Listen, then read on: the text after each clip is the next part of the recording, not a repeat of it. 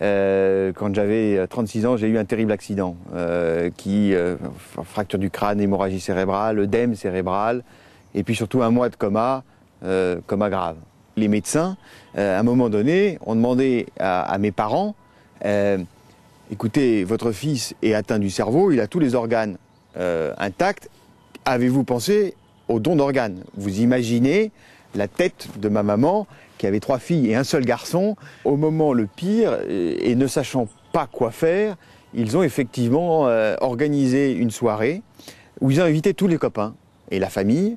Et ça a été une soirée, m'a-t-on dit, je n'y étais pas, ça a été une soirée qui a été des soirées de témoignages. Et ça a été aussi des moments de prière manifestement très forts, d'intercession pour ma guérison. Suite à ce coma, j'ai été en fait à Garches pour mener une rééducation parce que j'avais perdu beaucoup de facultés physiques. Avant de partir, l'infirmière vient me voir et elle me jette sur mon lit des courbes de coma. Le coma se mesure un peu comme la température, de 0 à 4. 0 étant le réveil et 4 le coma neurovégétatif légumes. Et effectivement, ma courbe, je la vois, elle descend, elle arrive à 3 plus, à un niveau de 4 inf, et là, poum, elle remonte, 0 réveil. Mais le niveau de la courbe où j'étais, c'est très très rare, voire quasiment impossible de remonter aussi vite au réveil. Et je regarde la courbe et là, j'ai eu un choc très fort.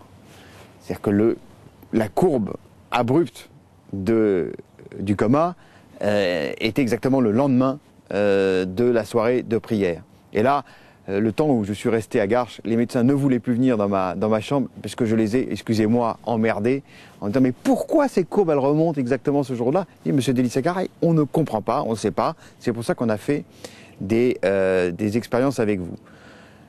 J'avais sur le papier la preuve entre guillemets que c'était l'amour de mes parents, de mes amis qui m'avait sorti du mauvais pas. Il y a eu un article, paraît-il, dans une revue médicale sur mon cas, et il y a eu ces expériences qui montrent que le corps médical était complètement perplexe.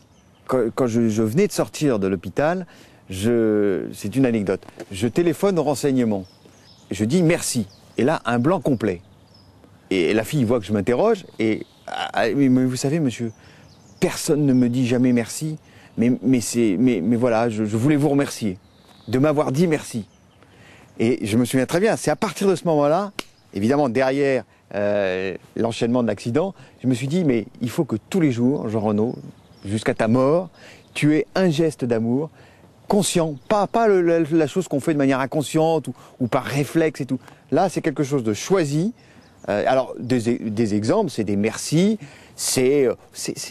au bureau, c'est faire attention, enfin, du moins, un petit geste d'attention auprès de ma collaboratrice. On en trouve tous les jours, de ces petits gestes d'amour que l'on fait consciemment et qui marquent quelque part. Après, ça nous dépasse, c'est à quelqu'un d'autre de transformer ce geste.